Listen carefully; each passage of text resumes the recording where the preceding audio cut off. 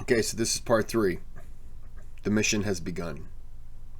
They've went over a couple sandbars, but they didn't have time to react because the water they're going through, I think they said it like it was like 10 feet deep. I don't remember if he said that was low tide. Doesn't matter. This is a suicide mission, and there's not much that's supposed to go right, but there's everything that could go wrong. So I'm going to stop talking and let's start watching. It's hard to know really what the German gunners in this pillbox were doing when the Campbelltown chugged by. I mean, yes, she'd been hurriedly converted to look a bit like a German ship, but she was trundling right down the shallows. You'd have thought that would have alerted them to the fact something was up, but obviously it didn't, because they didn't open fire. And nor did the guns at the next pillbox, or the one after that. But yeah, you would think that would draw attention. Why, if it was one of us, they would know to come through the deep end of the channel, which was right up along those pillboxes. But they didn't do that. They went on the other side, or up the middle, which was the shallow side. You think right there that's a red flag. You might as well have a red flag on your boat. Maybe they thought it was just like someone new. Or maybe they were just like, what is that idiot out in the middle? They're gonna ground that thing. They're gonna ground it on a sandbar, and then we're gonna have to go rescue that person. Idiot, whatever. Maybe that's how they treated it. They just kind of looked past it like, ugh. Maybe. It's the only thing I can think of. Then things started to go wrong. The RAF had finally agreed to stage a bombing raid, but the pilots had been told not to bomb if there was cloud cover in case they hit French civilians. Unfortunately, it was cloudy, and they hadn't been told what to do instead. So they just flew around, alerting the Germans to the fact that something was up. Their flak guns turned very easily down onto the surface of the river, plus their searchlights. With the Germans now suspicious, the Campbelltown's Heath Robinson modifications and fake German flag wouldn't fool them for long. And sure enough, they were soon challenged by a signal from the shore. But the British had a trick up their sleeves. We found the German code books, naval code books, and the Germans didn't know we had them. And so we had the up-to-date passwords and countersigns, and we were using them, much to the consternation of the German signalman, who was flashing signals asking who we were. And we were flashing back the right answers. We're a friendly force coming in for the night.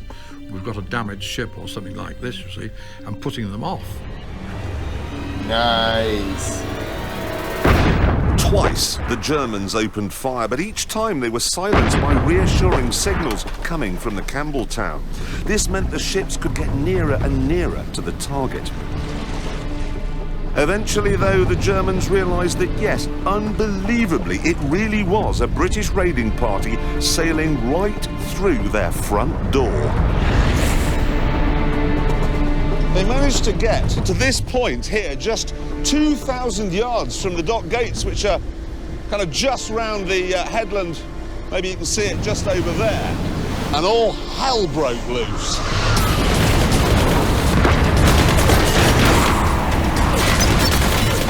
There was an awful lot of stuff hitting Campbelltown. I mean, it was absolutely hitting our poor little MLs, but Campbelltown being the big target, you know, and there was a sort of glare of searchlights. The air was filled with things that whistled, hummed and shrieked, and every one of them lethal. The main focus for the German gunners was the bridge of the Campbelltown, where the captain, Beatty, was trying to keep a steady course by calling out steering directions.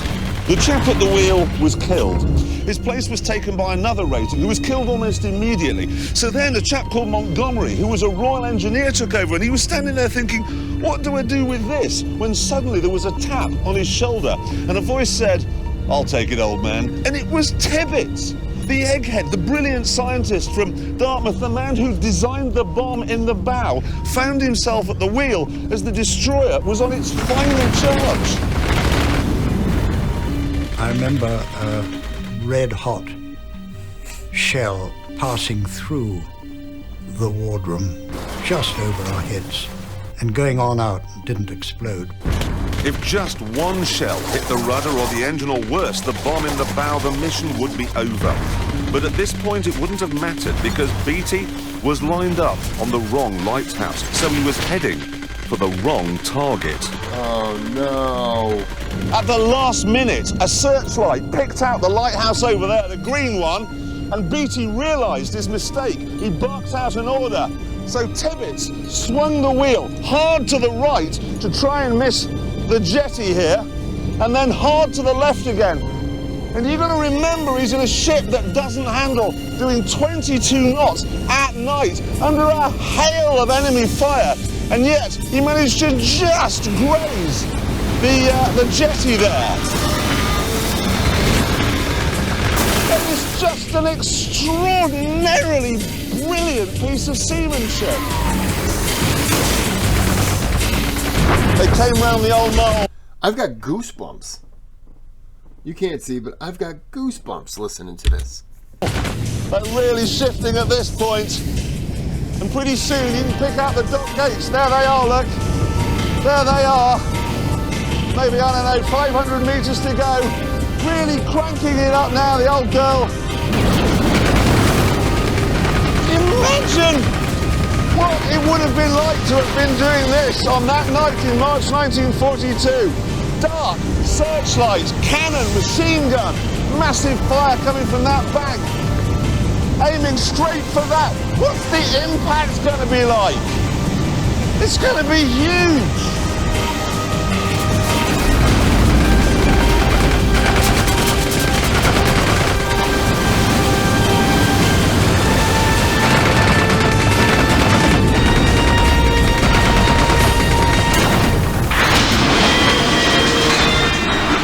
The ship reared up, putting Tibbets' 4-ton bomb right over the gate. And despite the firestorm, Beatty turned to his men and said, well, there we are. 4 minutes late.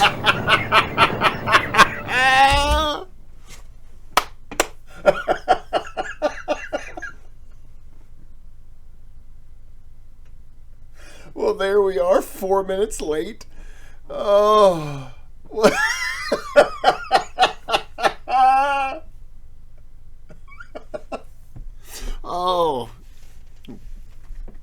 Oh, what a goddamn savage he is. Yep, they're 4 minutes late. Oh, man. Wow. Jeez. That Tibbets, is he in Marvel movies? That kind of comedic comeback.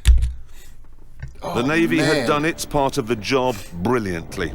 And now, in the 2.5 hours before Campbelltown blew, the Army had to get ashore and create havoc. Yes, the Germans had fixed gun emplacements, and yes, they outnumbered the British by 20 to 1. But that was no problem, because the raiding party, remember, were commandos. They may have been picked for their intelligence and free thinking, but my God, they were tough. Oh.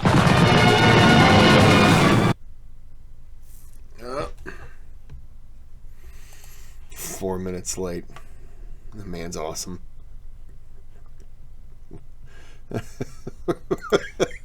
Oh, man. I'm going to laugh at that for a while.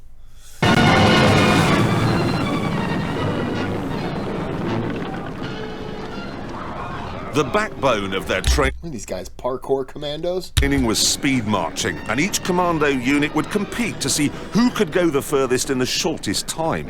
One group went 63 miles in 19 hours. Another marched 53 miles from Harlech to the top of Mount Snowdon and then down again in 17.5 hours.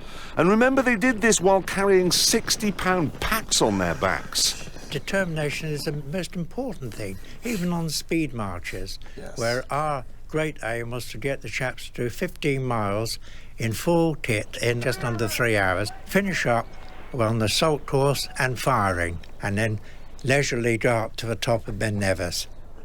It's all part of mentally equipping them to do anything. Not only was commando training tough, but it was also revolutionary. The regular army would stay fit by doing star jumps in PE kit. The commandos trained in harsh terrain in battle dress. They invented the assault course. In fact, their methods were so advanced, they're still used by elite forces today.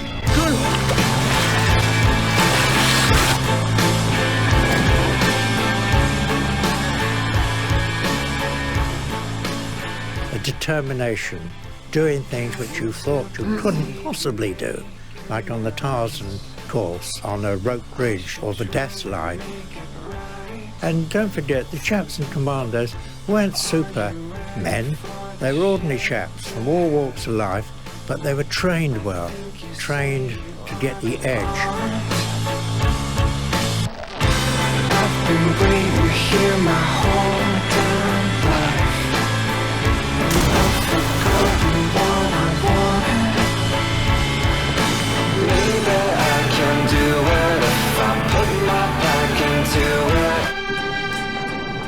And instead of doing weapons training on rifle ranges, commandos practiced in massive mock battles with live fire.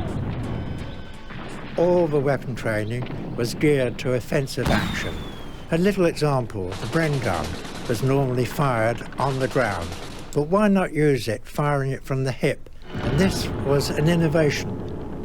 And they weren't just revolutionary with guns either. They also learned unarmed combat, stuff no regular soldier had ever even heard of. How to tackle a bloke with your bare hands. Knock him out, spoil his prospects and pinch his weapon. And his gold watch too, if he's got one. The key element was getting themselves to convince themselves they could do anything. And you can only do that in the military sense if you train people to urge them on and overcome their inner fears and give them supreme confidence. Yeah.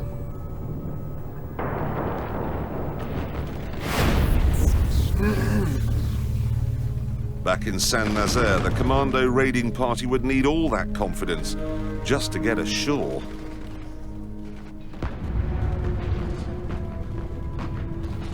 We went up on deck and we went to the bows of the ship. Well, the 12-pounder had been hit. There were a lot of dead bodies lying around the place, a lot of blood on the deck, and there was a hole in the deck. I remember Johnny Proctor lying there with his leg blown off, cheering us on. When I came up on deck, there was a brilliant flash and a ear-shattering explosion, and I felt a blow on my knee, which I felt like a sledgehammer, and it knocked my knee on one side, and I fell to the deck. And I was lying there, and suddenly somebody grasped the rucksack and pulled me on my feet and said, "You're all right, lad," and it was Major Copeland. He said, "Bambo, lad, at port side, don't hang about here, it's decidedly unhealthy." Tibbets and Goff were there, and they were holding these scaling ladders, and these two chaps were laughing and swearing and so on. And I think we probably dropped maybe even 8 feet down onto the dock. The next thing was Germans, and they said, "Handy hoch," and I said, "Handy hoch to you." While Tiger was having a set-to with Jerry, the demolition teams were on their way to their targets. One of the main targets was this underground bunker, because down there, and I'm not absolutely certain how I actually get down there, but anyway, down there are the pumps that were used for emptying all the water out of the dock. Stairs. The job of smashing this place up was given to a team of 4 commandos led by Lieutenant Stuart Chant.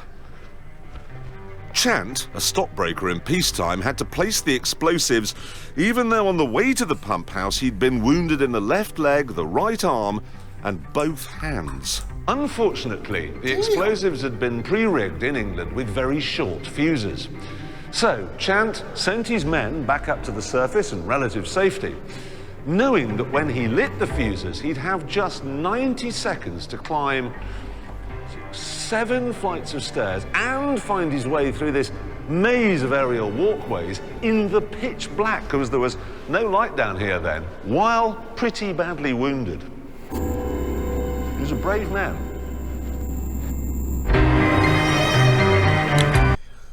No offense, but that's when one of his men should have said, I got this. You know, if there was an unwounded guy that was somewhat athletic, I got this. Just get your ass up to safety. I'll take care of this. I understand the commander of his unit. He wants to be the guy to do it, save his men and everything. But, you know, you're injured, man. You're more important to the mission. I can run up 7 flights of stairs. It's fine.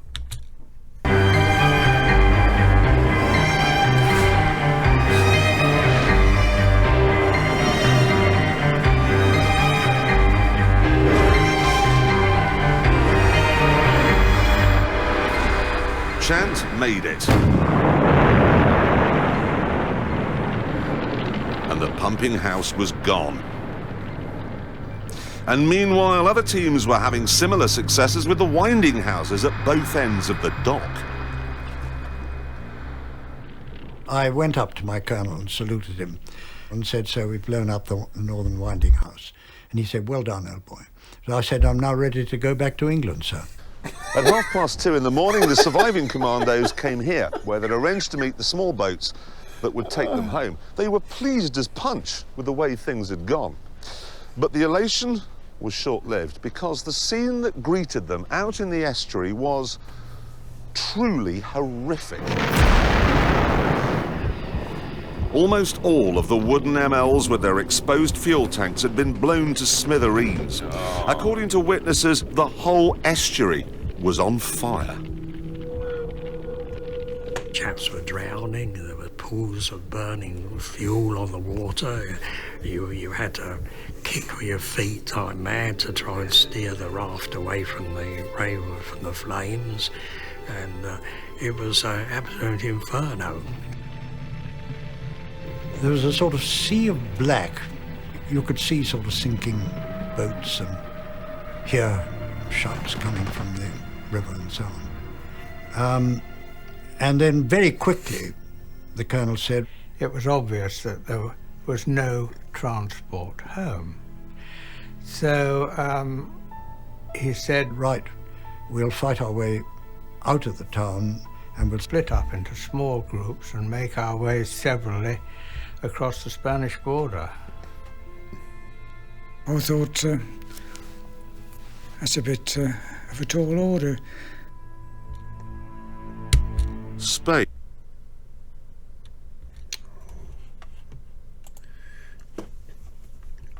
Oh, what? You want to pause on this? Hurry up. Shut up. Anyways, I'm going to get back to the video. And then I'm going to go back a few seconds.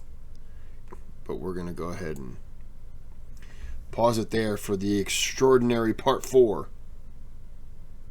Yes, for the extraordinary part 4. I'm ready to go back to Britain, sir. That guy's great. This is crazy.